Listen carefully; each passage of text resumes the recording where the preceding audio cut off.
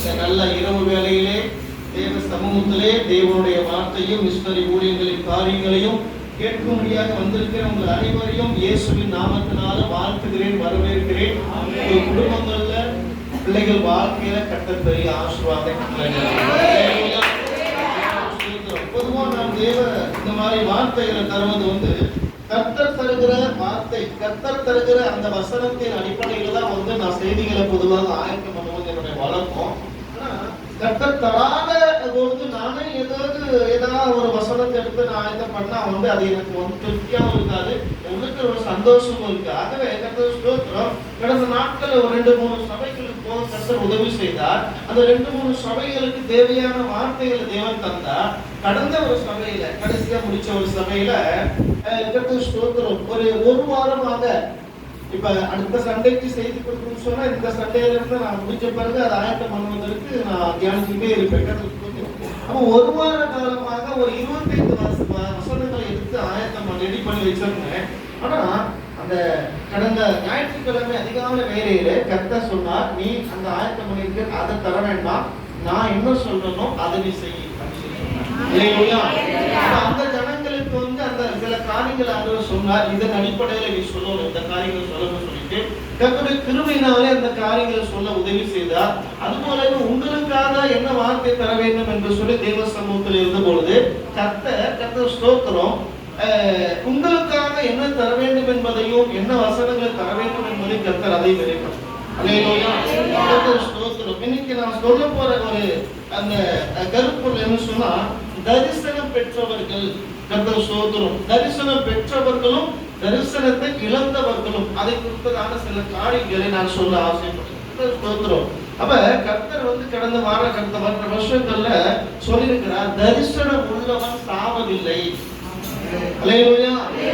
தரிசனம் உள்ளவன் சாவதில்லை அப்படின்னு சொல்லி வார்த்தை கர்த்தர் கடந்த வருஷங்களாக சில வருடங்களாக சொல்லிக் கொண்டிருக்கிறார். அது கர்த்தர் சொல்லுகிற வார்த்தைகளை நான் எடுத்து அதை நோட் பண்ணி வைப்பேன். கர்த்தர் சொல்லுகிறோம் பாருங்க, இன்னைக்கு தரிசனம் சொன்னா என்னன்னு சொன்னா நமக்கு நல்லா தெரியும். கர்த்தர் சொல்லுகிறோம், இந்த ஆண்டவர் நமக்கு இப்ப நம்ம இருக்கிறோம், நேரில் நம்ம இருக்கிறோம், திடீர்னு நம்ம முன்னால ஒரு பெரிய ஒரு காட்சி, ஒரு படக்காட்சி போல ஒரு வித்தியாசமான ஒரு காட்சி நம்ம மத்தியில தெரியுது. அப்ப அதை நம்ம தரிசனம் என்று சொல்லுகிறோம். இப்ப இந்து மக்கள் எல்லாம் கோயிலுக்கு போவாங்க. கோயிலுக்கு ஏன் போறீங்கன்னா சாமி தரிசனம் பண்றதுக்காக போறேன்னு சொல்லுவாங்க. அப்ப அங்க போவாங்க, போயிட்டு அங்க போய் பார்த்துட்டு வந்துடுவாங்க. நல்ல தரிசனம், நல்ல சாமி, நல்ல தரிசனம் சொல்லுவாங்க. அது என்னன்னு சொன்னா அங்க ஜோடிக்க வைக்கப்பட்டிருக்கும். அங்கே போய் அங்க பார்த்து விட்டு வந்து விடுவாங்க. நம்ம போய் பார்த்துட்டு வர்றது தரிசனம் கிடையாது. தேவன் கடவுள், அந்த சர்வ வல்லமை, அந்த தேவன் நமக்கு காட்சி அளிக்கிறது தான் தரிசனம். நம்ம பார்த்துட்டு போன எத்தனை முறை அந்த கோயில்கள்ல போய் அந்த அவங்களுடைய கடவுளை பார்த்தா எத்தனை முறை பார்த்தாலும் அது அப்படியே தான் இருக்கும், மாற்றம் கிடையாது. அப்ப தேவன் நமக்கு தரக்கூடிய ஒன்றுதான் தரிசனம். தேவன் நமக்கு தருவார். வேதத்துல பார்த்து படிக்கும் பொழுது நிறைய பேருக்கு தேவன் தரிசனம் கொடுத்திருக்கிறார். தரிசனத்துக்குள்ள இன்னும் சில வார்த்தைகள் என்று சொன்னா, தரிசனம் என்று சொன்னா ஒரு நோக்கம், ஒரு தேவ சித்தம், தேவனுடைய திட்டம் அப்படின்னு சொல்லி கூட நம்ம அர்த்தம் எடுத்துக்கலாம். ஏன்னா தேவன் தரிசனம் தந்தவர் எதை காட்சி அப்படியே போயிட்டு அப்படி போக மாட்டாரு. அவர் அந்த இடத்துல என்ன செய்யணும், நீ என்ன செஞ்ச, எப்படி இருந்த, எப்படி இருக்கணும், உன்னை எதற்காக தெரிந்து கொண்டு எல்லாத்தையும் சொல்லிட்டு போயிடுவார். நமக்கு உதாரணமா பவுலானமா அந்த காரியத்தை நமக்கு நல்லா தெரியும் இல்லையா? அப்ப பாருங்க, தேவன் தரிசனம் தரும் பொழுது அதுல அவர்கள் வாழ்க்கை நோக்கம், அவர்களுடைய ஊழியத்தின் நோக்கம் எல்லாவற்றையும் அந்த இடத்துல சொல்லுகிறார். முக்கியமான காரியங்களை சொல்லுவார். அதன் பிறகு ஏற்ற வேலையில சில காரியங்களை சொல்லி தேவன் என்ன செய்கிறார் பாருங்க. இந்த ஆபிரகாமை குறித்து நம்ம வாசிக்கிறோம். ஆபிரகாம் ஒரு காலத்துல காரணம் உள்ள அந்த ஊர் என்கிற பட்டணத்துல விக்கிரக ஆராதனைக்காரனாக இருந்த பொழுது மகிமையின் தேவன் அவனுக்கு தரிசனமானார். சில பைபிள் இல்ல சில சரித்திரங்களை கூட சொல்றேன். அவர் என்ன செய்வார்னா ஒவ்வொரு நாளும் விக்கிரகங்களை உண்டாக்குவார். உண்டாக்கி கூடையில வைத்துக் கொண்டு ஒவ்வொரு கிராமமா போய் கடவுள் வாங்க கடவுள் 10 ரூபாய் கடவுள் 50 ரூபாய்க்கு 5 50 ரூபாய்க்கு 5 அப்படிலாம் சொல்லி வியாபாரம் பண்ணி வித்துட்டு வருவார். அவர் வித்துட்டு வரும் பொழுது அதுல கிடைக்கக்கூடிய பணங்கள் அவருக்கு வந்து கர்த்தர் ஸ்தோத்திரம் குடும்பத்தின் செலவுக்கு அதை செலவு பண்ணுவார். ஒவ்வொரு நாள் கடவுளை கொண்டு போய் வித்துட்டு வருவார். அவர் வித்துட்டு வரும் பொழுது இவர் உள்ளத்துல வந்து பயங்கரமான ஒரு துக்கம். என்னன்னு சொன்னா, நான் இந்த கடவுளெல்லாம் படைச்சு இந்த கடவுளை உண்டாக்கி இந்த கடவுளை கொண்டு போய் ஜனங்க மத்தியில விற்பனை செய்து விட்டு வருகிறேன். அப்ப இந்த கடவுளை வந்து மக்கள் வந்து என்ன செய்கிறார்கள்? வணங்குகிறார்கள். எங்களை காப்பாற்றும் கடவுளே, எங்களுக்கு நன்மை செய்ய வேண்டும், எங்களுக்கு பிள்ளை கூடும், எங்களுக்கு வீடு கூடும், வசதி கூடும் என்று சொல்லி வணங்குகிறார்கள். நான் உண்டாக்கின கடவுள் எனக்கே பிள்ளை தராத பொழுது இந்த மக்களுக்கு எப்படி இந்த கடவுள் பிள்ளையை தரும் என்று சொல்லி அவர் உள்ளத்துல ஒரு எண்ணம். அப்ப அவருக்கு வந்து ஒரு உள்ளத்துல ஒரு வெளிச்சம். அப்ப இந்த கடவுள் வந்து உண்மையான கடவுள் இல்ல, இருக்க முடியாது. அப்ப ஏதோ ஒரு கடவுள் எங்கே இருக்கிறார். அப்ப அந்த நாட்களில் தான் தேவன் என்ன செய்கிறார்? அவருக்கு தரிசனமாகிறார். தேவன் அவருக்கு தரிசனமாகி அவர் செய்ய வேண்டிய வேலை குறித்து சொல்லுகிறார். நான் உனக்கு காட்டும் தேசத்திற்கு நீ போகும் பொழுது நீ உன் வீட்டையும் உன் ஜனத்தையும் இனத்தா எல்லாரையும் விட்டு போக வேண்டும் என்று சொல்லுகிறார். அவ பாருங்க, நான் சொன்னது போல தேவன் தரிசனமான அப்படியே ஏதோ ஒரு பிலிம் போல அப்படி காட்டிட்ட போட மாட்டாரு. அந்த இடத்துல வந்து அவர் செய்ய வேண்டிய காரியம் என்ன, அவரை எதற்காக நான் தெரிந்து கொண்டேன் என்கிற அந்த வெளிப்பாட்டையும் தேவன் தருகிறவராக இருக்கிறார். நீங்க நீதிமொழிகள் 29ஆம் அதிகாரம் 18ஆம் வசனத்தை வாசிக்கலாம்.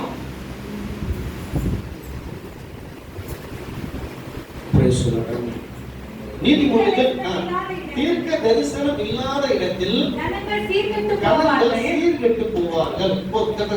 பாருங்க, அந்த இடத்துல தீர்க்க தரிசனம் இல்லாத இடத்தில், இந்த வார்த்தை தீர்க்க தரிசனம் என்று சொல்லி இருக்கிறது. சில மொழிபெயர்ப்புகள், அது இந்தியில் சில ஆங்கில மொழிபெயர்ப்புகள் என்ன இருக்குன்னு சொன்னா, தரிசனம் இல்லாத இடங்களில் ஜனங்கள் சீர்கெட்டு போவார்கள். பாருங்க, இப்ப வந்து ஒரு ஒரு ஒரு பஸ்ல வரன்னு வச்சுங்களேன். அந்த பஸ்ல டிரைவர் போய் அவரோட சீட்ல உட்கார்ந்துட்டாரு. உட்கார்ந்த பிறகு அவருக்கு எங்க போகணும்னு தெரியல. டிரைவருக்கு எங்க போகணும்னு தெரியல. ஆனா டிரைவிங் சீட்ல உட்கார்ந்துட்டாரு. ஜனங்கள் போய் ஒருத்தர் சொல்றாரு, நீ ஒருத்தர் வீராபுரம் போன்னு சொல்றாரு, ஒருத்தர் சொல்றாரு கும்பகோணம் போன்னு சொல்றாரு, ஒருத்தர் என்ன சொல்றாரு, எனக்கு வந்து தஞ்சாவூர் போன்னு சொல்றாரு. இப்ப இந்த டிரைவருக்கு அவர் தரிசனம் எங்க நான் போகணும், வண்டி என்னுடைய வாகனத்தை, என்னுடைய இந்த வாகனத்தை நான் வந்து எங்க கொண்டு போகணும் அப்படிங்கிற ஒரு நோக்கமே இல்லாத ஒரு டிரைவர் அங்க இருக்கிறார். அப்ப பாருங்க, அந்த இடத்துல வந்து அந்த பஸ்ல அந்த போக்குவரத்து வாகனத்துல உட்கார்ந்து இருக்கிற மக்களுடைய நிலைமை என்னன்னு சொல்லி பாருங்க. அல்லேலூயா. எங்க போகணும், ஏன் போகணும், எதுக்காக போகணும் தெரியாது. அப்ப பாருங்க, தரிசனம் இல்லாத இந்த பூமியில நிறைவேற்றி வாழ்றாங்க. ஆனா தேவன் தம்முடைய ஜனங்களை அழைக்கிறார். அழைக்கும் பொழுது எல்லா தேவ மக்கள் எல்லாருடைய வாழ்க்கை குறித்து தேவனுக்கு ஒரு தரிசனம் இருக்குது. இருக்கிற சின்ன பிள்ளைங்க இருந்து பெரிய ஆசிரியர் எல்லாருடைய வாழ்க்கை குறித்து அவர் ஒரு நோக்கம் வைத்திருக்கிறார். ஒரு நோக்கம், எந்த ஒரு சித்தமும் இல்லாம, எந்த ஒரு திட்டமும் இல்லாம, எந்த தெய்வ சித்தமும் இல்லாம நீங்க இந்த இடத்துல வந்திருக்க மாட்டீங்க. குறிப்பா நான் சொல்றேன், இன்னைக்கு இந்த கூட்டத்தில் வந்திருக்கிற நீங்கள் அனைவருடைய வாழ்க்கையில் கர்த்தர் பெரிய ஆசீர்வாதத்தை கட்டளையிடுவார். விருதாவாக வரவில்லை, நானும் விருதாவாக வரவில்லை. நான் சில வேலையெல்லாம் வந்து நினைச்சிருக்கேன். கடந்த நாள் நாங்க இப்ப தங்கியிருக்கிற வீட்டை வேற ஒருத்தவங்க வாங்கினாங்க. அவர் வந்து வீடு பார்க்க வர்றது போல வந்தாரு. ஏன்னா ஹவுஸ் ஓனர் வந்து சொல்லியிருக்காரு, நீங்க வீடு வாங்க வந்திருக்கேன்னு சொல்ல வேணாம்னு சொல்லியிருக்கிறாரு. ஆனா இவரு வந்தாரு. அதுக்கு 2 நாள் கழிச்சு நாங்க தமிழ்நாடு வரணும். அதனால நான் வந்து சொன்னேன், என் வீட்டுல யாரு வந்தாலும், அது விசுவாசம் இருந்தாலும் சரி, அவிசுவாசம் இருந்தாலும் சரி, நல்ல உணவு யாரு வந்தாலும் தண்ணி கொடுப்போம், அப்புறம் டீ காஃபி எல்லாம் போட்டு கொடுத்து, அதுக்கு பிறகு குடும்பமான சுவிசேஷம் சொல்லி புதிய பாடு கொடுத்து அதுக்கு பிறகு அனுப்புவோம். அது என்னுடைய வழக்கம். அந்த சோத்திரம் சொல்லுங்க, சமயம் வாங்கிட்டாலும் வாங்கிட்டாலும் திருவசனத்தை என்ன செய்வோம், பிரசங்கம் பண்ணணும். சோத்திரம். அப்ப அந்த நாள்ல என்ன சொன்னா, அப்ப வந்து வீடு ஹவுஸ் ஓனர் என்ன சொல்லிட்டாரு, இந்த மாதிரி வீட்டை பார்க்க வருவாங்க, மேல ஒரு வீடு காலியா இருக்கிறது மேல, அதான் வாடகை நான் சரி வர சொல்லிட்டேன். அப்ப என் மனைவிட்ட சொல்றேன், நான் வந்தா எங்க சிட்டிலாம் போட்டு தர வேண்டாம், ஏன்னா நமக்கு டைம் இல்லை, 2 நாள் தான் இருக்கு. 2 நாள் எத்தனை இடத்துக்கு போகணும், எவ்வளவு வேலை இருக்குது, எவ்வளவு இருக்குது. ஆனா நீங்க சிட்டிக்குள்ள கூப்பிட வேண்டாம், வீட்டு கூப்பிட வேண்டாம், அவன் வந்து மாத்தா பேசிட்டு அப்படியே அனுப்பி விட்டுன்னு சொல்லிட்டு நான் ரூம்குள்ள உட்காந்துட்டேன். கர்த்தர் சொல்லுங்க. அவர் ரூம்குள்ள உட்கார்ந்த பிறகு ஆனா நான் பாஸ்டர் மாவுடைய பரதாபுர பேர்ல வந்து வாங்க அப்படின்னு சொல்லிட்டு கூப்பிட்டாங்க. அவங்க உள்ள வந்தாங்க, உட்கார்ந்தாங்க. உட்கார்ந்த பிறகு அவங்களுக்கு தண்ணி டீ காஃபி எல்லாம் கொஞ்சம் சோறு கொடுத்துட்டாங்க. எது செய்யணும்னு சொன்னோம்னா அதை செஞ்சாங்க. அதுக்கு பிறகு நான் ரூம்குள்ள உட்காந்துக்கிட்டு நினைச்சிட்டு இருக்கிறேன், கூப்பிட்டு நான் கூடுவேன் சொல்லி கூப்பிட்டு உட்காந்துருக்கிறாரு. நம்ம நாளைக்கு தமிழ்நாடு போகணும், டிக்கெட் இருக்குது, வேலை இருக்குது, இப்ப நான் போய் அங்கே போய் உட்காந்துருப்போம் அப்படின்னு சொல்லி நினைச்சிட்டு இருக்கிறேன். ஆனா இப்ப வேற உள்ள வந்து என்ன வந்திருக்காங்க வாங்க சொல்லி கூப்பிடுறாங்க. அப்ப நான் உள்ளத்துல கொஞ்சம் முழு இருந்துட்டு போறேன். சரி என்ன சரி சின்னதா என்ன செய்வோம், ஏதாவது சொல்லி ஏதாவது யாரா விசுவாசி அவிசுவாசி யாரோ ஒருத்தர் இல்லையா பேசலாம் சொல்லி உட்காந்தேன். உட்கார்ந்த பிறகு கர்த்தர் ஸ்தோத்திரம். என்னுடைய காரியம் என்னன்னு சொன்னா, நான் கொஞ்சம் போனோன்னு நல்லா இருக்குல்லன்னு விசாரிச்சுட்டு அதுக்கு பிறகு கர்த்தர் சொன்ன காரியங்கள் வாழ்க்கையில செஞ்ச கடைசியில ஏதாவது சொல்ல வேணாம் ஸ்தோத்திரம். அவர்கிட்ட வந்து நான் சொன்னேன் இந்த மாதிரி அவருக்கு அந்த இடத்துல பார்த்தா அவர் ஒரு விசுவாசி, அவர் வந்து வேற ஒரு பட்டணத்துல எங்கேயோ இருக்கிறாரு. கர்த்தர் ஸ்தோத்திரம். அவர் வந்து எனக்கு பேசும்பொழுது எனக்கு கர்த்தர் சொன்ன காரியத்தையும் நான் ஆண்டவர் ஏற்றுக்கொண்ட விதத்தையும் சில காரியங்களை சொன்னேன். ஏதோ சும்மா உட்கார்ந்து முடியாத சொன்ன பிறகு அவருடைய வாழ்க்கையில ஆண்டவர் கிரியை செய்ய ஆரம்பித்தார். கடைசியில் அவருக்கு ஜோம் பண்ண பிறகு போகும்பொழுது 300 ரூபாய் காணி கொடுத்துட்டு போனார். நான் நினைச்சேன் இவர்கிட்ட பேசக்கூடாது நினைச்சேன், இவர் வீட்டுக்கு கூப்பிடக்கூடாதுன்னு சொல்லி நினைச்சேன். பாஸ்டர் கூப்பிட்டாங்க உள்ள அவன் நினைச்சிட்டு இருக்கிறேன். ஆனா வந்து பாருங்க, அவர் என்னுடைய போன் நம்பர் வாங்கிட்டு போயிட்டாரு. வாங்கிட்டு போன அவர் சொன்னாரு, நான் வீட்டை வாங்கினாலும் என்னால உங்களுக்கு பிரச்சனை வர, நீங்க தாராளமா அனுப்பலாம்னு சொன்னாரு. அல்லேலூயா. அப்பதான் எனக்கு தெரிஞ்சு பாருங்க அன்பானவர்கள, நம்ம வாழ்க்கையில எது நடந்தாலும் தேவ சித்தத்தின்படிதான் நடக்கும். யாருக்கு சொல்லி கேட்டா, முழு மனதோடு தேவனுக்கு உங்கள் வாழ்க்கையை ஒப்பு கொடுத்தவர்களாக இருப்பீர்களேயானால், அப்படி நீங்க ஒப்பு கொடுத்திருப்பீங்கன்னு சொன்னா உங்க வாழ்க்கையில எந்த சிறிய காரியமும் பெரிய காரியமும் தேவ சித்தத்தின்படி தான் நடக்கும். அதற்காக தான் இந்த காரியம் இந்த இடத்தை வந்து இந்த உதாரணத்தை நான் சொன்னேன். அல்லேலூயா. பாருங்க அன்பான தேவ ஜனங்களையும், உங்க வாழ்க்கையில எந்த ஒரு காரியமும் விருதாவாக நடக்காது. ஏதோ தற்செயலா சிலர் சொல்லுவாங்க, லக்கி அடிச்சிருச்சுப்பா, எனக்கு என்ன சொல்லுவாங்க, எனக்கு ஏன்னா அந்த இந்தியில சொல்லுவாங்க அதிர்ஷ்டம் இல்லையா, அதிர்ஷ்டம் நல்லா எனக்கு கிடைச்சிருச்சு, லக்கி அடிச்சிருக்கு, அதான் எனக்கு ஆக்சுவல் சொல்லுவாங்க. அதிர்ஷ்டம் அப்படிலாம் ஒண்ணும் கிடையாது. கர்த்தர் ஸ்தோத்திரம். தேவ ஜனங்களுக்கு நன்மை செய்யணும்னு சொன்னா தேவனை தவிர வேற யாரும் நன்மை செய்யணும். இயேசு மட்டும்தான் நம்முடைய வாழ்க்கையில நன்மை செய்யக்கூடியவரா இருப்பார். யாருமே எதிர்பார்க்கவே கூடாது. 2 காரியத்தை எழுதி வைத்துக் கொள்ளுங்கள். இயேசுவை தவிர வேற எந்த கடவுளையோ அல்லது எந்த தீர்க்கதரிசிகளையோ அல்லது எந்த சொல்லுவாங்க எந்த மனுஷரையும் நீங்க நம்பினால் கண்டிப்பாக உள்ளத்துல வாழ்க்கையில ஒரு முறை அல்ல, வாழ்க்கை முழுவதும் சோர்ந்து போவீர்கள். வாழ்க்கையில சந்தோஷம் சமாதானம் இருக்கவே இருக்காது. புரிஞ்சது? ஆனா அதே வேளையில இயேசுவை மட்டுமே நீங்க நம்பி வாழ்க்கை செய்வீர்களே, ஆனா உங்களை இயேசு வந்து ஒரு காலம் ஏமாத்த மாட்டார். நம்ம ஏமாத்தாத ஒரு கடவுள் இருக்கிறார் சொன்னா இயேசு தான் அந்த கடவுள். அவர் ஏமாத்தவே மாட்டாங்க. அல்லேலூயா. அன்பான தேவ ஜனங்களே, உங்கள் வாழ்க்கையில வந்து உங்களை குறித்ததான ஒரு நோக்கம் இருக்கிறது தேவனுக்கு. ஏதோ கடமைக்காக ஏதோ சிலர்லாம் ஜெபத்துல கூப்பிட்டா ஆராதனை கூப்பிட்டா வந்துட்டு சரி வர என்ன சரி கொலைக்கு அப்புறம் வீட்டுக்கு கூப்பிடுவாரு, அப்புறம் போன் விசாரிப்பாரு, அவர்ல என்ன வரலன்னு சொல்லிட்டு உட்காந்து சரி வரேன் வந்து தொலைக்கிறேன் அப்படி சொல்லிட்டு இருப்பாங்க சார் எல்லாம் பார்த்தா. அல்லேலூயா. ஆனா நீங்க வந்து தொலைச்சாலும் சரி வராம தொலைச்சாலும் சரி உங்க மீது தேவனுக்கு ஒரு நோக்கம் இருக்கு. அல்லேலூயா. ஆச்சரியப்பட்டு போவேன். இன்னைக்கெல்லாம் பார்த்தா இன்னைக்கு வந்து நான் ஊழியம் செய்கிறேன், ஆண்டவருக்கு ஊழியம் செய்வேன். ஆனா எனக்கு ஆச்சரியம், என்னோட வாழ்க்கையை திரும்பி பார்க்கும் ரொம்ப ஆச்சரியமா இருக்கும்.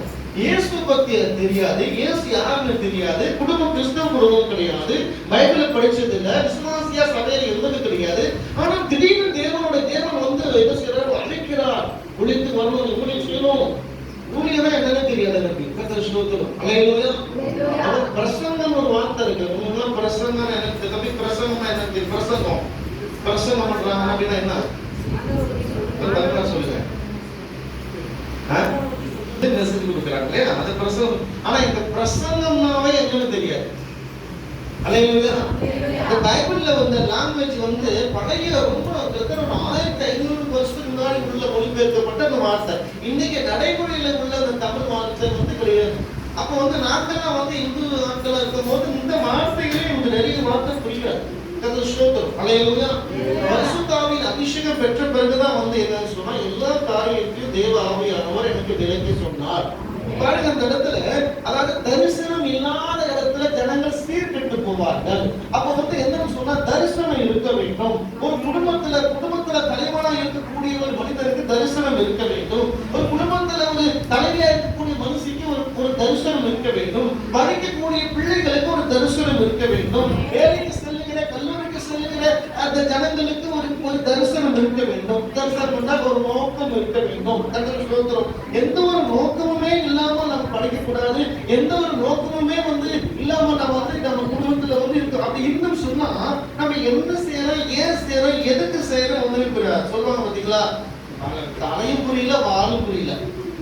என்ன சொல்றாங்க? தலையும் புரியல, வாழும் புரியல. எதுக்கியா போனீங்க தெரியலையே, ஏன் போனீங்க தெரியலையே, ஏன் வாங்கினீங்க தெரியலையே. ஏன்னா வாழ்க்கையில ஒரு நோக்கமே இல்லை. அல்லேலூயா. அப்ப பாருங்க அன்பானவர்களே, அப்ப நம்ம வாழ்க்கையில ஒரு நோக்கம் தேவனுக்கு இருக்குது. தேவனுக்கு ஒரு தரிசனம் இருக்குது. ஒரு சாதாரண மக்கள் தமிழ் மாதிரிலாம் பார்த்தா உட்கார்ந்து இருக்கிறாங்க. சோதரம் சாதாரணமா இருக்கிறாங்க, பார்க்க சின்ன பிள்ளைங்க போல இருக்கிறாங்க. சின்ன பிள்ளைங்க சாதாரணமா உட்காந்து. ஆனா உங்களை இந்த சின்ன பையன்களை கொண்டு ஆண்டவர் என்ன செய்வார் சொல்லி நமக்கு தெரியாது. அல்லேலூயா. சாதாரணமா இருக்கலாம். சாதாரணமா எனக்கு நான் அதிகம் படிக்கல, அதிகம் ஞானம் இல்லை, அதிகம் பணம் இல்லை, அதிகம் பொருள் இல்லை, அதிகமா எனக்கு வந்து பேச தெரியாது. அல்லேலூயா. அது நம்மளுடைய பலவீனம். ஆனா வந்து நான் சொல்றேன், கர்த்தர் யாரை எங்க எப்படி உயர்த்துவார், எப்படி பயன்படுத்துவார். அல்லேலூயா. கர்த்தர் வசனத்தில் உன்னதத்திற்கு பொறுப்புள்ள ஜனங்கள். அல்லேலூயா. அப்ப வந்து பாருங்க அன்பானவர்களே, அப்ப ஒரு தரிசனம் இருக்கிறது, ஒரு நோக்கம் இருக்கிறது. அப்ப தேவ ஜனங்கள் என்ன செய்யணும் சொன்னா, ஆண்டவரே என்னை குறித்ததான உடைய நோக்கம் என்ன, உடைய விருப்பம் என்ன, உடைய திட்டம் என்ன, நான் எப்படிப்பட்ட மகளாக, எப்படிப்பட்ட மகனாக, எப்படிப்பட்ட வாழ்க்கை செய்கிறவர்களாக நான் இருக்க வேண்டும் என்று நீர் விரும்புகிறேன். பெரிய ரவுடி, ஊருக்கு பெரிய தாதா, கிறிஸ்தவனும் பிடிச்சு அடிக்கிறவரு, தேவான கொண்டு போட்ட மனுஷன். அப்புறம் இன்னும் நிறைய கிறிஸ்தவ ஸ்திரீகளையும் கிறிஸ்தவ சகோதர ஆண்களையும் வந்து பிடித்து அந்த சிறைச்சாலையில போட வேண்டும், அவர்களை கொலை செய்ய வேண்டும் என்று சொல்லி ஒரு வெறியோட புறப்பட செல்கிறார். அப்படி செல்லும் பொழுது பாத்தீங்கன்னு சொன்னா வழியில திடீர்னு ஒரு பெரிய ஒரு பிரகாசம், அந்த பிரகாசம் அவர் மேல வந்த உடனே அவர் கண் கூடாச்சு. 3 நாள் பார்வை இல்லை. அப்ப வந்து பாத்தீங்கன்னு சொன்னா அந்த இடத்துல அவர் என்ன செய்கிறார், வந்து கீழே விழுந்து குதிரையில இருந்து விழுந்த பிறகு கைலாக கொடுக்கிறவங்க மூலமாக அந்த தரிசனம் பண்ற அந்த தரிசனத்துக்கு உட்கார்ந்து சொல்றார். போகும்போது என்னாச்சுன்னு சொன்னா அங்க ஒரு சீசன், அனனியாங்கிற சீசன், அந்த சீசனுக்கு தேவன் தரிசனம் தரார். அந்த சீசனுக்கு தேவன் தரிசனம் தரார். இந்த மாதிரி சவுல் என்ற ஒருவனை பேரு அந்த குறிப்பிட்ட இடத்துல இருக்கிறான், நீ போய் அவனை தேரணும்னு சொல்லி சொன்னோன்னே அவரு பயம். அந்த மாதிரி உண்மை நம்புகிற சீசன்களை எல்லாம் படித்து சிறைச்சாலையை கொண்டு செல்ல வேண்டும் என்று சொல்லி வந்தவர் இவர் அல்லவா? ஆண்டவர் சொல்றாரு, அவன் எனக்காக எப்படிப்பட்ட பாடுகள் பட வேண்டும் என்று நான் அறிந்திருக்கிறேன், நீ போன்னு சொன்னார். ஆண்டவர் அவருக்கு ஒரு தரிசனம் கொடுத்து அவருக்கு போய் என்ன செய்யறாரு, அவருக்கு போய் அந்த சவுல் தலையில கை வச்சு ஜோம் பண்றார். சவுல் வந்து கண்ணு 2 கண்ணு தெரியாது, கூட்டா இருக்காரு. அந்த குருடாக்குறதுக்கு ஒரு நோக்கம் இருந்துச்சு. ஏன்னா அதே கண்ணு பார்க்கக்கூடிய மனுஷன் சொன்னா இவ்வளவு பெரிய பயங்கர ரவுடி, பயங்கர தாதா போல இருக்கு, ரவுடி போல இருக்கக்கூடிய ஒரு தலையில போய் கை வச்சு பண்ண முடியுமா? தலையில கை வச்சா என்ன செய்வான்? அல்லேலூயா. வீட்டுக்கு பக்கத்துல அந்த லைன்ல வந்து ஒரு மனுஷன் இருக்கிறான். பிறந்ததுல இருந்து கிறிஸ்தவ பாரம்பரியமா கிறிஸ்தவ குடும்பத்துல பிறந்த ஒரு சகோதரன், பேர் சச்சின். எந்த விஷயத்திலும் அவர் வந்து, அதாவது அவர் மாத்திரம் குடிக்கலன்னு சொன்னா உலகத்திலேயே வந்து அப்படிப்பட்ட நல்ல தங்கமான மனுஷன் யாரும் கிடையாது. கொஞ்சம் அந்த தண்ணி குடிக்க, கொஞ்சம் அப்படி தண்ணி குடிச்சாக்கா போதும், உலகத்திலே அவ்வளவு போல மோசமான மனுஷன் வந்துருக்கு. அவங்க எவ்வளவு தூரம் ஸ்பிரிட் கிரியேட் செய்து. ஒரு முறை நானும் என் மனைவி ஊழிக்கு போறோம். காலேஜ் கொண்டு ஸ்கூல்ல விட்டுட்டு நாங்கள் ஊழிக்கு கிளம்புற கிராமத்துக்கு போயிட்டு திரும்ப வந்து அந்த 12 மணிக்கு முன்னாடி, திரும்ப 12 மணிக்கு முன்னாடி திரும்ப வீட்டுக்கு வந்து அந்த ஸ்கூலுக்கு வந்து ஸ்கூல்ல பிள்ளை 2 பிள்ளைங்க எடுத்து வீட்டுக்கு கொண்டு வரணும். அதனால சீக்கிரமா போயிட்டு உங்களுக்கு பிடிச்ச வரலாம்னு சொல்லி போறோம். போகும்பொழுது அந்த டைம் அந்த அவர் இருக்கக்கூடிய அந்த லைன் வழியா போயிட்டோம். போகும்போது அவர் வெளியே நிற்கிறார். நின்று praise the Lord brother pastor praise the Lord சொன்னேன். அப்புறம் சொன்னோடனே அவரு எங்க போறீங்க சொன்ன, இந்த மாதிரி கிராமத்துக்கு வீட்டுக்கு போறேன். வீட்டுக்கு வந்து ஜோமனிக்கு போறது. நான் சொன்னேன், பிரதர் நான் வர்றேன் வீட்டுக்கு. இப்போ வந்து அந்த கிராமத்துக்கு போறோம், அவ்வளவு தூரம் போறோம், போயிட்டு திரும்ப வரணும், திரும்ப வந்து பிள்ளைகள் ஸ்கூல்ல இருக்கணும். நான் பிள்ளைகள் வரமாட்டேன் வீட்டுக்கு.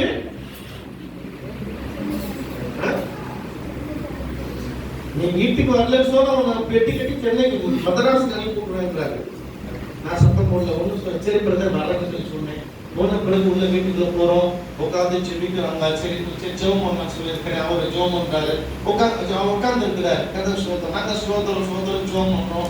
அபிஷேகம் வந்துச்சு, அந்நிய பாசம் வந்துச்சு, அந்நிய பாசம் பேசுனேன். அவர் பேசிட்டு இருக்கும்போது வந்து என்னாச்சுன்னா அவர் வந்து நிறுத்தணும். என்னடா இது, இந்த அந்நிய பாசை இதெல்லாம் வந்து உண்டாகாது. நாம பிறந்ததுல இருந்து கிறிஸ்தவன் ஆகும். நீ எனக்கு சொல்ல முடியா என்னடா அந்நிய பாசை பேசுற அப்படின்னு சொல்லிட்டு வந்து கேட்டது மாத்திரமல்ல, உள்ள வீட்டுக்குள்ள போய் இந்த மாதிரி பெரிய ஒரு இரும்பு கம்பி கிட்டத்தட்ட அந்த செவத்துல இருந்து நான் நிற்கிறதோ இவ்வளவு தூரம் பெரிய பெரிய இரும்பு கம்பி எடுத்துட்டு வந்தார். நாங்க உட்கார்ந்து இருக்கிறேன், பக்கத்துல மணி உட்கார்ந்து இருக்கிறாங்க. வந்து இரும்பு கம்பி எடுத்து என் கிட்ட முன்னாடி அந்த மண்டை தலைக்கு நேரம் அடிச்சு வச்சுக்கோங்க. ஆனா அன்னைக்கு அடிச்சிருந்தாருன்னா என் மண்டை ரெண்டா பிறந்திருக்கும். அப்ப அப்படி வந்து அப்படி சொல்றாரு. அப்புறம் மேல இன்னும் சொல்லல, நான் கெட்டது சுதந்திரம், குடிகார மாதிரி நல்லது பேசினாலும் தப்பு, கெட்டது பேசினாலும் தப்பு. அப்புறம் மேல அமைதியா இருந்தேன். அப்புறம் ஏதோ ஒரு காரணம், ஏதோ ஒரு இதனால ரூமுக்குள்ள போனாரு. அவங்க மனைவிக்கு சொன்னேன், சிஸ்டர் இந்த மாதிரி காரியம் நாங்கள் கிராமத்துக்கு போகணும் சிஸ்டர், பிள்ளைகளை ஸ்கூலுக்கு எழுதணும். நான் அப்புறமேல எப்பாவது வந்து கொஞ்சம் அந்நிய பாசனை எனக்கு சொல்லித்தரேன்னு சொல்லிட்டு நாங்கள் கிளம்பிட்டோம். அவன் கிளம்பிட்டு வந்து அன்னைக்கு நைட்டு வந்து வரும். வந்த பிறகு வந்து நான் சொல்றேன், அவருக்கு அவங்க மனைவி பார்த்தோம் இருக்கிறார், அவரு பிரதர் இல்லை. இப்போ பிரதர் இல்லைன்னு நாம சேர்ந்து அந்நிய பாஷை என்ன, இப்போ வந்து என்ன அந்நிய பாஷை என்ன, அபிஷேகம் என்ன, பரிசுத்த ஆவி என்ன, எல்லா சத்தியங்களும் கிட்ட ஒரு மணி நேரம் 1.5 மணி நேரம் சொல்றேன். சொன்ன பிறகு சச்சின் வந்தார். அவர் சச்சின் வந்தார். சச்சின் வந்த பிறகு பாஸ்டர் வந்துட்டியா, அப்புறம் சொல்லு அந்நிய பாஷை பத்தி. நான் சொன்னேன், ஐயா மனைவிக்கு நான் வந்து 1.5 மணி நேரம் எல்லாம் ட்ரீட் பண்ணிருக்கேன். இப்ப அவங்க உங்களுக்கு சொல்லுவாங்க, நீங்க கேட்டே நீதான் எனக்கு சொல்லுங்க. அல்லேலூயா. அப்ப வந்து உட்காந்து சரி நான் இங்க உட்காந்துட்டேன். உட்காந்து வச்சு அவருக்கு திரும்ப அந்நிய பாஷை. வீட்டுக்குள்ள வந்து வீட்டுல வீட்டுலாம் குறித்தான் வருவோம். நாங்கள் வீட்டுக்கு போனா வேற வழி இல்லை, யாரையும் நம்ப முடியாது. அல்லேலூயா. அப்ப பாருங்க, அந்த உட்காந்து நான் திரும்ப அவருக்கு தனியா சொல்றேன், டீச் பண்ணுவேன். அந்நிய பாஷை என்ன, எப்படி வந்துச்சு, அபிஷேகம் என்ன, பரிசுத்த ஆவியம் எல்லாம் சொல்றேன். சொல்லும் போது என் உள்ளத்துல ஒரு எண்ணம், குடிச்சிட்டு அப்படியே குடிச்சிட்டு தான் இருக்கிறாரு சச்சின். கர்த்தருக்கு ஸ்தோத்திரம். அப்ப குடிச்சிட்டு இருக்கும்போது வந்து நினைக்கிறேன், என் உள்ளத்துல ஒரு எண்ணம் என்னன்னு சொன்னா, அந்நிய பாஷை சொல்றோம், ஆனா குடிச்சிட்டு இருக்கிறான், குடிச்சு உட்கார்ந்து புரியுமா, என்ன புரியுமா அப்படின்னு நினைக்கிறேன். ஆவியன்னு சொல்றாரு, அது குடிச்சிட்டு இருந்தாலும் குடிக்காம இருந்தாலும் என்னுடைய ஆவி அங்கே கிரியை செய்யும்.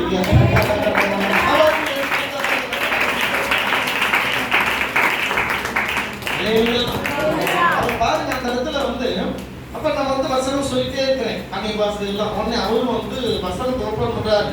குடிச்சு கண்ணெல்லாம் அப்படியே சிவப்பா போய் அப்படியே முட்டை வச்சு பார்த்துட்டு இருக்கிறாரு. என்ன எழுதிருக்குன்னு நான் பார்க்கிறேன். ஆவியானவர் கிரீஸ் பார்த்துட்டு இருக்கிறேன். ரொம்ப நாள ஒரு காரியத்தை நான் வந்து ஒரு காரியத்துக்காக வெயிட் பண்ணிட்டு இருந்தேன். அப்ப கரெக்டா வசனம் சொல்ல அந்த வசனம் உள்ள ஏறுது. வசனம் ஆவியான உள்ள ஏறு கடைசியில டக்குன்னு நான் நிறுத்திட்டேன். பிரதர் ஆண்டவர் சொல்றார், உன் தலையில கை வச்சு ஜெபிக்கணும்னு சொல்லி. நான் ரொம்ப நாளா அவன் தலையில கை ஜெபிக்கணும்னு சொல்லி நினைச்சிட்டு இருந்தேன். ஆனா இந்த பையன் கையில எவன் கையை வைப்பான் தலையில இல்லையா? ஆனா அன்னைக்கு டக்குன்னு வசனம் ஆண்டவர் சொல்ல ஆவியானவர் சொன்னாரு, உங்க தலையில கை வச்சு நான் தலையை கை வச்சு ஜோமன் பிறகு பாத்தீங்கன்னு சொன்னா கீழே விழுந்துட்டாரு. திரும்ப ஜோமன் திரும்ப விழுந்துட்டாரு. 2-3 டைம் அந்த சோபால திரும்ப கீழே விழுந்துட்டார். அதை ஜோமன் போகும்போது அவர் உள்ளத்துல இருக்கிற அந்த பிசாசு நாவி கிரேசி சொல்லுது, நான் விட மாட்டேன் இவனை எடுத்துட்டு தான் போவேன். அந்த ஆள் கண்ணெல்லாம் பாத்தீங்கன்னா முட்டை உள்ள பெருசு பெருசா இருக்கு. கர்த்தருக்கு ஸ்தோத்திரம். அல்லேலூயா. செவேன்னு பார்க்க அப்படியே இருக்குது. அப்ப வந்து ஜோமன நல்ல விடுதலை. அப்புறம் ஆவியான ஆண்டவர் சொல்றாரு, நான் இயேசு உன்னை நேசிக்கிறான்னு சொல்லுப்பான்னு சொன்னார். நான் சொன்னேன், இயேசு உன்னை நேசிக்கிறான்னு சொன்னேன். ஒரு டைம், 2 டைம், 3, 4வது டைம் சொல்லும் போது அந்த மனுஷன் தேம்பி தேம்பி தேம்பி தேம்பி அழ ஆரம்பிச்சு என்ன சொன்னான்னா, இயேசு என்னை நேசிக்கிறார். நான் சொன்னேன், ஆமா உன்னை இயேசு நேசிக்கிறாரு. இவனை யாருமே நேசிக்க மாட்டாங்க. எனக்கு நல்லா தெரியும், அவன் குடும்பத்துல யாருமே அவனை வந்து மதிக்க கூட மாட்டாங்க. அவனோட சொந்த அக்கா நாங்க வீட்டுக்கு வந்து போயிருந்தோம் சொல்றாங்க. என்ன சொல்றாங்கன்னா, எப்பயுமே வீட்டை வந்து வெளியே மெயின் கேட்டை பூட்டிருப்பாங்க, உள்ள கேட்டை பூட்டிருப்பாங்க. அந்த உள் ரூமுக்குள்ளேயும் உள்ள வீட்டுக்குள்ள இருந்து வீட்டை பூட்டிட்டு வீட்டுல ஆளே இல்லாத போல இருப்பாங்க. ஏன்னா அவங்க சொன்னாங்க, என் தம்பி வீட்டுக்குள்ள வந்து குடிச்சு வந்துருந்தாரு பாஸ்டர், அதனால பூட்டிருக்கோம். சச்சின் வீட்டுக்குள்ள அவ பாருங்க எந்த அளவு மோசமா இருக்கும் சோதனை மனுஷன். அப்ப அப்படி என் குடும்பத்துல யாருமே நேசிக்க மாட்டாங்க பாஸ்டர், எல்லாருமே இந்த குடிய பெரிய குடிகாரன்னு சொல்லி நினைக்கிறாங்க பாஸ்டர். நான் சொன்னேன், யார் என்ன சொன்னாலும் இயேசுவை நேசிக்கிறாங்க. அன்பான தேவஜனங்களே, அவருக்கு ஜெபம் தோமரிக்கு வந்தேன். ஆண்டவர் கிருபையினால அவர் வாழ்க்கையில குடிப்பாங்க. சில மனுஷனுடைய கரையை உடனே போய் கை ஜோமி ஜெபிக்க முடியாது. சவுல் வந்து இப்படிப்பட்ட ஒரு சூழ்நிலை தான் அவர் போறாரு. பயங்கர கோபம். கிறிஸ்தவம் ஒருத்தரையும் உயிரோட விடக்கூடாதுன்னு சொல்லிட்டு அந்த ஒரு வேகத்தோட அந்த ஒரு வெறியோட கோபத்தோடு போகிறார். அப்படி போகும்போதுதான் மகிமை தேவன் அவருக்கு தரிசனம். அல்லேலூயா. தரிசனம் ஆன பிறகு வந்து அதுக்கு பிறகு ஆண்டவர் கேட்கிறார், ஆண்டவரே நான் என்ன செய்ய சித்தமா இருக்கிறேன்? ஒரே வார்த்தை, ஆண்டவர் முதல்ல, ஆண்டவரே நீ யார்? ஆண்டவர் சொல்ற, நீ துன்பப்படுத்துகிற இயேசு நானே. 2வது கேள்வி, ஆண்டவரே நான் என்ன செய்ய சித்தமா இருக்கிறேன்? ஆண்டவர் ஒன்னும் சொன்னாரு, நீ முதல்ல இன்னும் பணத்துக்கு போ, அதன் பிறகு நீ என்ன செய்யணும்னு சொல்லி நான் சொல்றேன். அல்லேலூயா.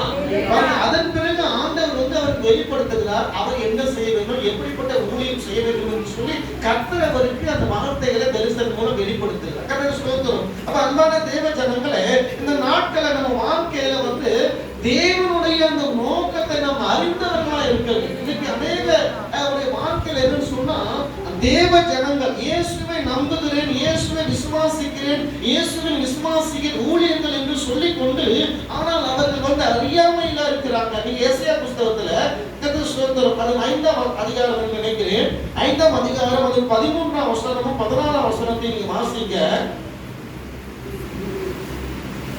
என் ஜனங்கள் அறிவில்லாமையினால் சிறைப்பட்டு போகிறார்கள், அவர்களில் கனம் உள்ளவர்கள் பட்டினியினால் தோய்ந்து போகிறார்கள், அவர்களுடைய திரளான கூட்டத்தால் தாகத்தால் நாவண்டு போகிறார். யாரு அங்க சொல்றாங்க? என் ஜனங்கள் இயேசுவை விசுவாசிக்கிற, இயேசுவை நம்புகிற, இயேசுவை ஏற்றுக்கொண்ட, இயேசுவை ஆராதிக்கிற, இயேசுக்காக வாழணும் என்று விரும்புகிற அந்த தேவ ஜனங்கள் என்று சொல்லப்படுகிறவர்கள் சிறைப்பட்டு போகிறார்கள். அங்க வந்து 14ஆம் வசனம் இருக்குது. அடுத்த வசனம், அது நிமித்தம் பாதாளம் தன்னை விரிவாக்கி தன் வாயை ஆவென்று மட்டில்லாமல் திறந்தது, அவர்கள் மகிமையும் அவர்கள் திரள் கூட்டமும் அவர்கள் ஆடம்பரமும் அவர்களின் கலிகூறுகிறவர்களும் அதற்குள் இறங்கி போவார்கள். எங்க போ? பாதாளத்துக்கு யாரு போவாங்க சொல்லுங்க?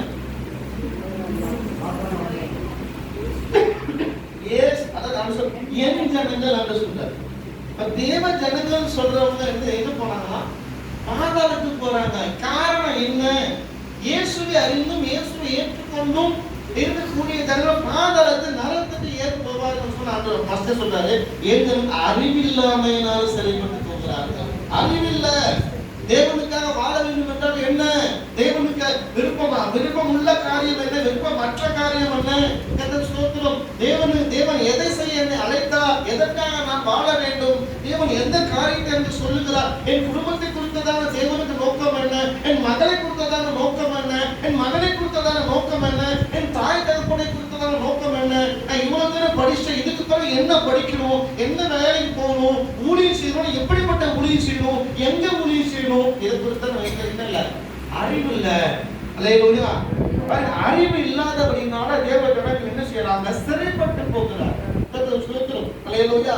நீங்க வந்து எல்லா காரியத்தையும் அறிந்து கொள்ள வேண்டும் என்று சொன்னால், ஒருவேளை உங்களுக்கு கர்த்தர் ஸ்தோத்திரம், நீங்க வந்து அதாவது தேவ ஜனங்களுக்கு ஒருவேளை படிப்பறிவு இல்லாம இருக்கலாம், இந்த முழு வேதாகமத்துக்கு சத்தியமும் தெரியாம இருக்கலாம், படிப்பே தெரியாது, படிப்பறிவு இல்லைங்க என்ன செய்யுது அப்படின்னு சொல்லி இருக்கலாம்.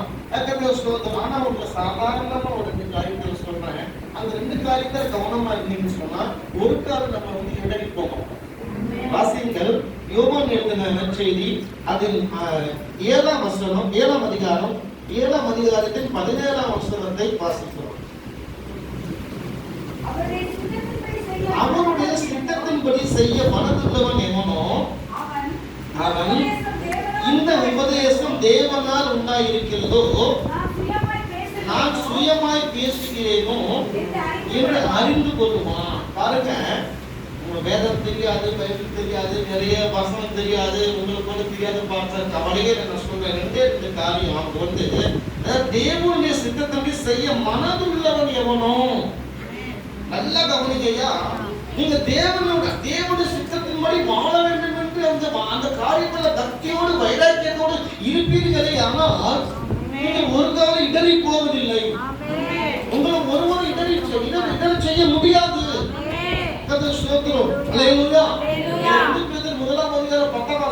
அவர் 2 காரியம் சொல்றார். பேதுரு உங்கள் அழைப்பையும் தெரிந்து கொள்வதை உறுதிப்படுத்தும்படி. அல்லேலூயா. கர்த்தர் என்னை எதற்காக அழைத்தார், எதற்காக தெரிந்து கொண்டார், நான் அவருக்கு என்ன செய்ய வேண்டும் என்பதை நாம் அறிந்தவர்களாக வாழும் பொழுது நாம் ஒரு நாளும் இடறி போவது இல்லை. உங்களை யார் வந்து அவ்வளவு சீக்கிரம் வந்து இடறி போக பண்ண முடியாது, ஆண்டவர் விட்டு விலக்க முடியாது. அவர் சொல்லுகிறார், என்ன காரியம் வந்தாலும், எவ்வளவு போராட்டம் வந்தாலும், எவ்வளவு பிரச்சனை வந்தாலும் உங்களை தேவ அன்பில் இருந்து பிரிப்பதற்கு இந்த பூமியில ஒரு சக்தி இல்லை. அன்பான தேவ ஜனங்களா, நான் சொல்றேன், பைபிள் படிக்க தெரிஞ்சவங்க படிச்சு சத்தியத்தை அறிந்து கொள்வாங்க. படிக்க தெரியாதவங்க, இந்த சபையில ஒரு தாயார் வர்றாங்க, வயசானவமா, கணவனாக இல்ல, சுதந்திரம், அவங்களுக்கு வந்து பைபிள் படிக்க தெரியாது. ஆனா நீங்க அவங்கள்ட்ட போய் ஒன்லி ஜீசஸ்காரங்க, இயேசு நாமக்காரங்க போனாலும் சரி, இல்ல வேற கள்ள உபதேசக்காரங்க யாரு போனாலும் சரி, கரெக்டா சொல்லிடுவாங்க, கரெக்டா சொல்லுவாங்க, சத்தியத்தை கரெக்டா சொல்லிடுவாங்க. ஆனா பைபிள் படிக்க தெரியாது, பைபிள் தெரியாது. அவங்க சொல்ற உதாரணம் வேற யாரும் சொல்ல முடியாது. அதான் நான் சொல்றேன், வந்து தேவ சித்தத்தின்படி வாழ வேண்டும் என்று சொல்லி அர்ப்பணித்தவர்களை ஒரு நாளும் ஒரு காலம் ஒருவரும் அவர்களை இடர பண்ண முடியாது. நான் முதல்ல சொல்றேன், எந்த சபையில விசுவாசம் இருக்கக்கூடிய அந்த ஒரு வாய்ப்பு இல்லை. அப்ப வந்து ஆனாலும் கூட ஒரு காரியத்துக்காக நான் வாழ்க்கை இறங்குறேன்னா இயேசுவை நான் ஏற்றுக்கொண்டேன். இயேசு என் உள்ளத்துல வந்தார். அந்த இயேசுவாகிய சத்தியத்துக்கு அவருக்காக நான் வாழ வேண்டும் என்று சொல்லி அர்ப்பணித்த பொழுது இன்னைக்கு வந்து பாத்தீங்கன்னா 25 வருஷத்துக்கு மேல ஆச்சு. அல்லேலூயா. எத்தனையோ இடங்கள்ல எத்தனையோ போராட்டங்கள், எத்தனையோ பிரச்சனை, எத்தனையோ அவமானம், எத்தனையோ வேதனை, எத்தனையோ கண்ணீர், எத்தனையோ கவலைகள். அல்லேலூயா. பனைமரத்துக்கும் தென்னை மரத்துக்கும் ரொம்ப டிஃபரெண்ட் இல்லையா? தென்னை மரத்துக்கு மேல எவ்வளோ காற்றடிச்சு என்ன ஆனாலும் அது அதான் வசனம், நீதிமான் பனையை போல்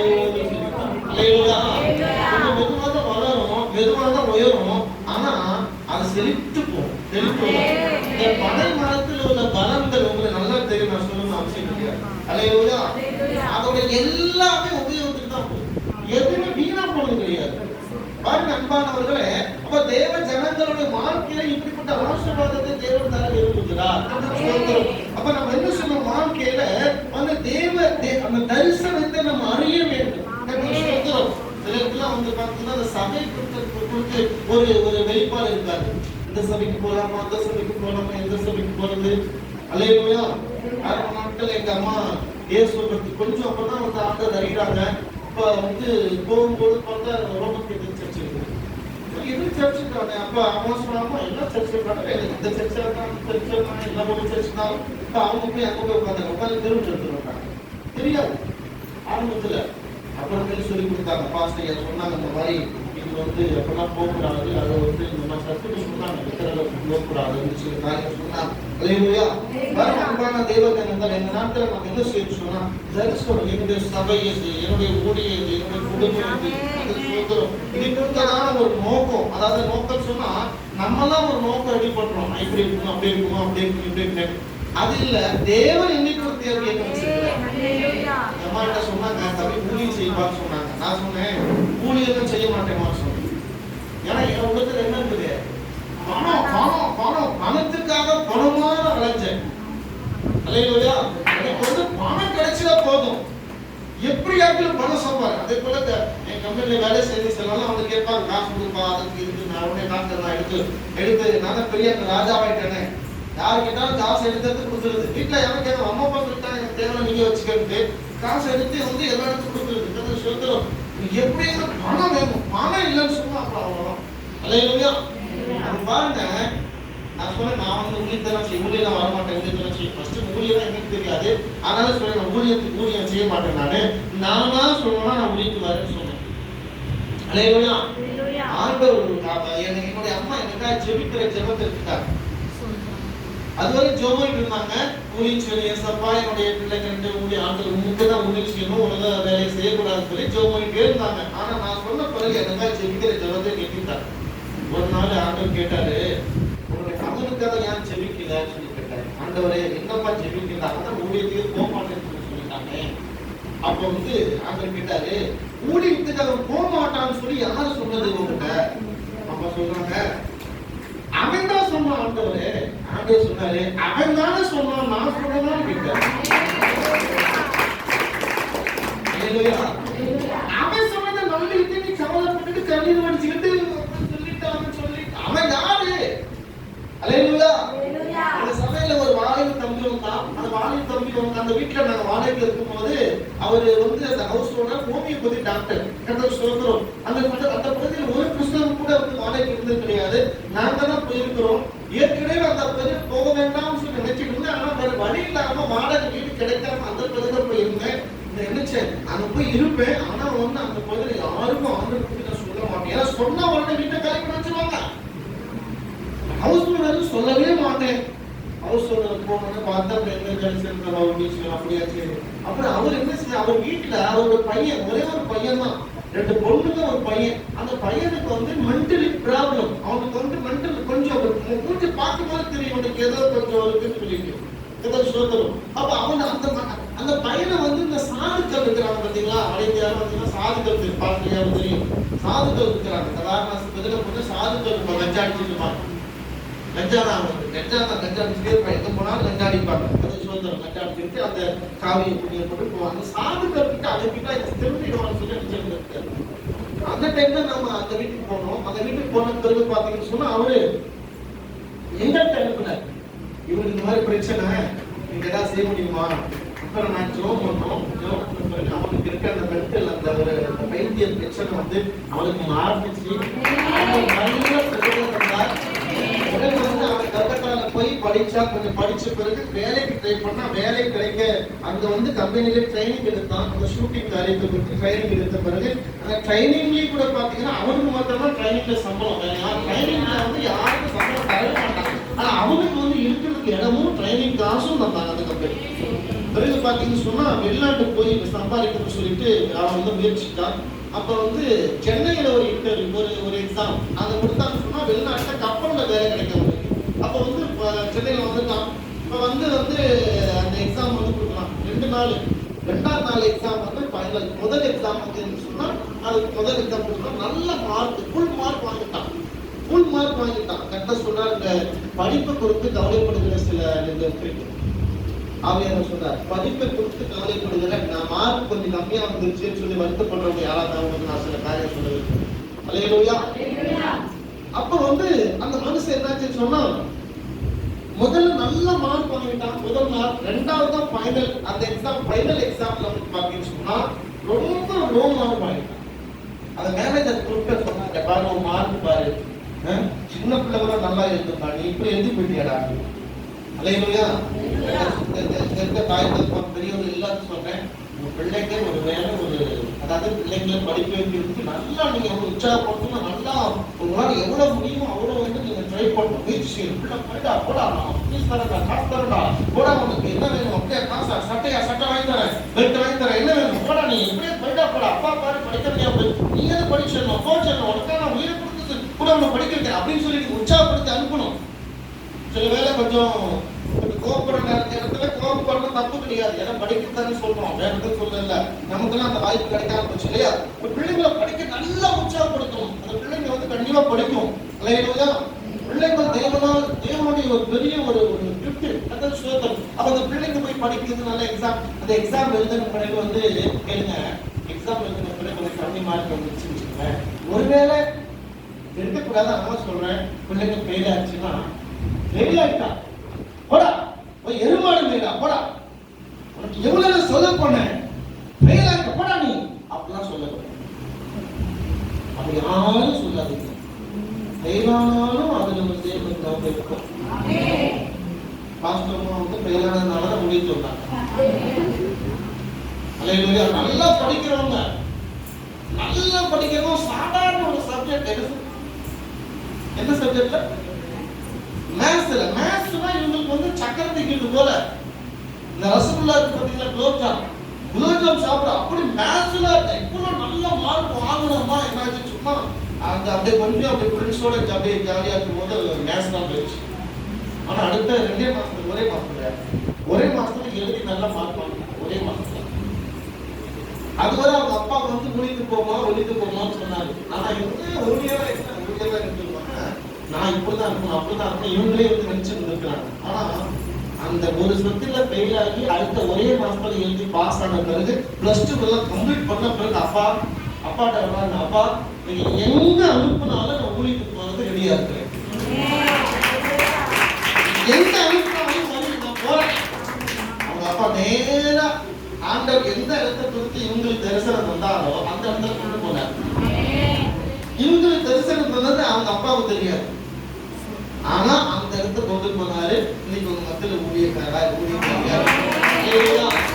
அதனால பிள்ளைங்க பயிலாகவும் நான் சொல்லல.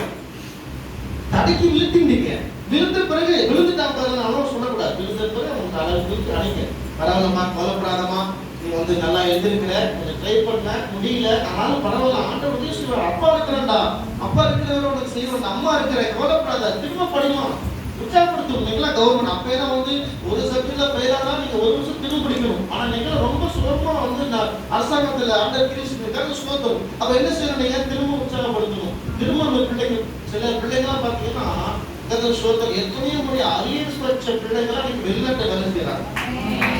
பிள்ளைங்களுடைய தோல்வி, பிள்ளைங்களுடைய குறைவு, பிள்ளைங்களுடைய சில காரியங்கள் வேலைகள் இதை வந்து நம்ம மிக்ஸ் பண்ணக்கூடாது.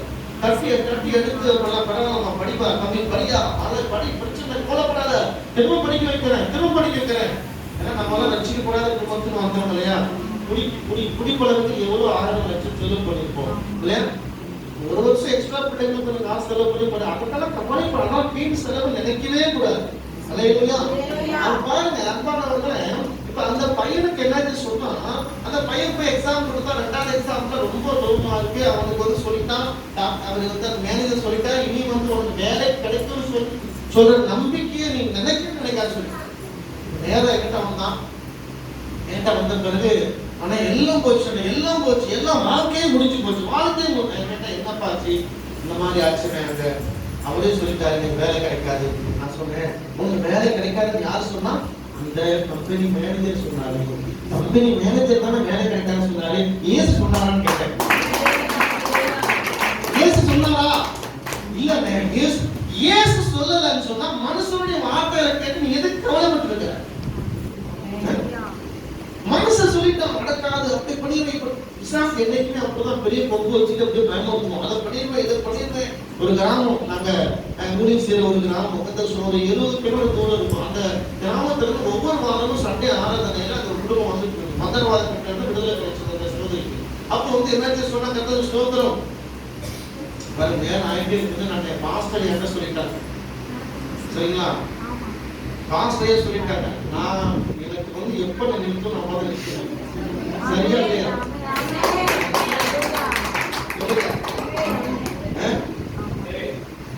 உண்மையா சொல்லுங்க, நான் எவ்வளவு தூரம் சொல்லுங்க.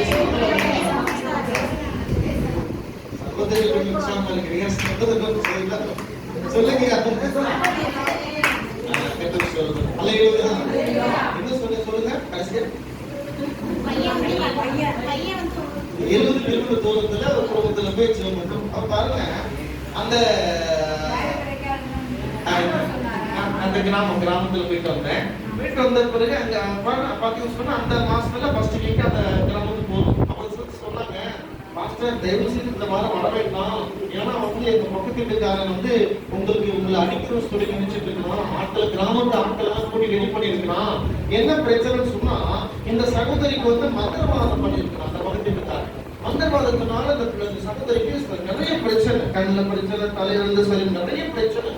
பல மருத்துவர்கள் பல இடங்களுக்கு போயிட்டு அந்த 3 ஏக்கர் கிட்டத்தட்ட நிலத்தெல்லாம் வித்து எவ்வளவு வந்து சிகிச்சை பண்ணி கூட கடைசியில ஒரு வேலை ஒண்ணும் பண்ண முடியாம கடைசியா வந்து யாரும் ஒரு மூலம் கேள்விப்பட்டு எங்க சபைக்கு வந்தாங்க.